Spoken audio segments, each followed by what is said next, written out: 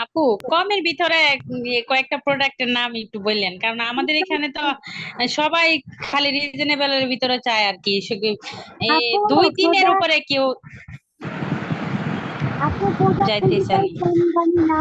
Product কোনোটাই কম দামি না, সবই অনেক দামি প্রোডাক্ট আপু। ওই যে নীল বলেন সেটাও হচ্ছে 3,000, 3200, 3500, ওটা বলেন 4,000 টাকা, এই যে যেটা ওরে দিচ্ছি সেটা। আপু। একটা অটো দিয়ে কয়টা চুল করা যাবে আপু, মিডিয়াম লেন্থের? আপু একটা আমি তো হচ্ছে ওডো ব্যবহার করি তো এক কিছু, আমি তো পুরো প্যাকেজটা আনি না।